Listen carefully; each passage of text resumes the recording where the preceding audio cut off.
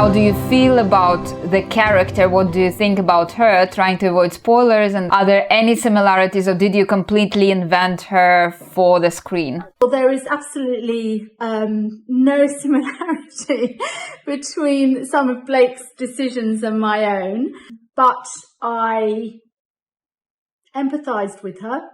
I try not to judge her, because our job as actors is not to judge our characters and why we do the things we do, our characters' motivations. I definitely respected her in some respects, but not for what she does. But I understand that sometimes people do things because they kind of do it for the right reasons, even though it's not necessarily the right thing.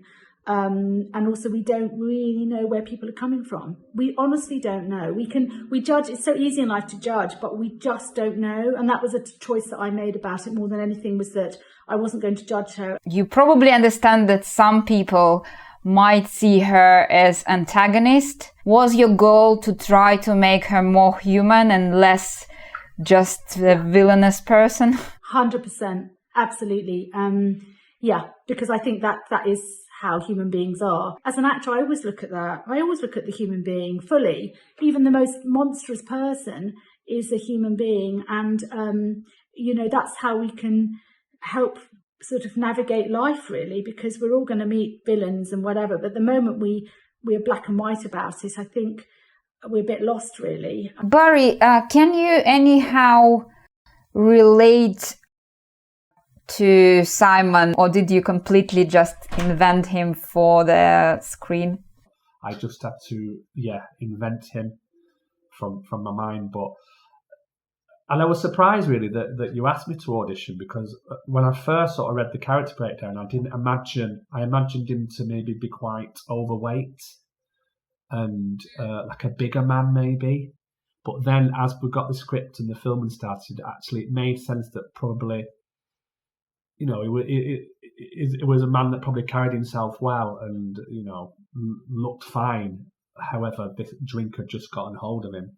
And I think the stereotype can go down the route of a overweight person who drinks a lot. I think that's quite stereotypical. So I think it's quite good that it was someone different.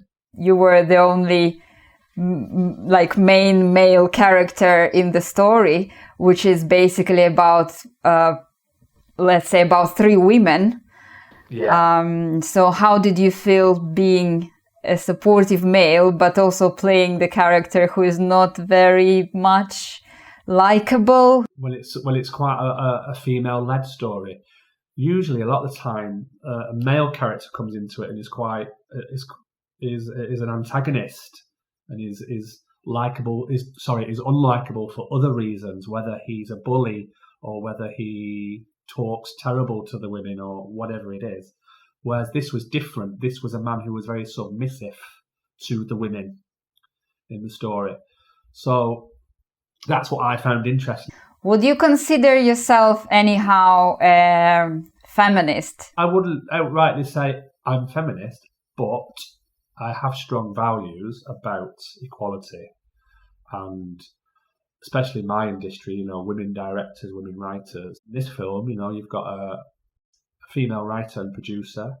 You had a female DOP. You had a strong female cast. A lot of the crew were female, which I don't think I've experienced that before.